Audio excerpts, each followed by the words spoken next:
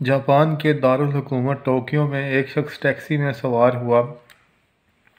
زبان نہ آنے کی وجہ سے زیادہ بات تو نہ کر سکا، بس اس نے انسٹی ٹیوٹ کا نام لیا جہاں اسے جانا تھا۔ ٹیکسی ڈرائیور سمجھ گیا۔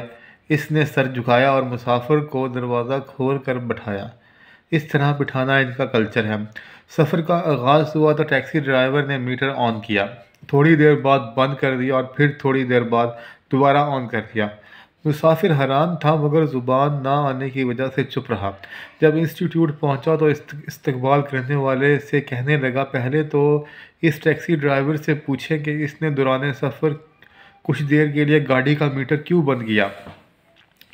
لوگوں نے ایک ٹیکسی ڈرائیور سے پوچھا تو وہ بولا، رستے میں مجھ سے غلطی ہوئی، مجھے جس جگہ سے مڑنا تھا میں وہاں سے نہ مڑ سکا، اگلا یو ٹرن دور تھا، میری غلطی کے باعث 2-2.5 کلومیٹر سفر اضافی کرنا پڑا، اس دوران میں نے گاڑی کا میٹر بند رکھا، جو مسافت میں نے اپنی غلطی سے بڑھائی اس کے پیسے میں مسافر سے نہیں لے سکتا۔ میں حیران ہوا کہ اس ڈرائیور نے نہ چلہ لگایا ہے، نہ وہ نماز پڑھتا ہے، نہ کلمہ، نہ اس کی داڑھی تھی،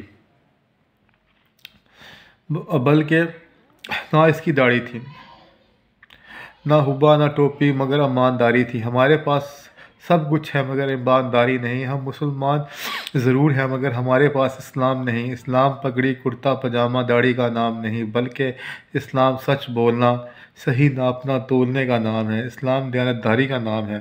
آئے اب ہم سب اپنا موازنہ کر لیتے ہیں، اس قوم سے اپنا موازنہ کریں، ہم لوگ کتنے پانی میں ہیں۔ وما علینا الا البلاغ۔ اللہ حافظ۔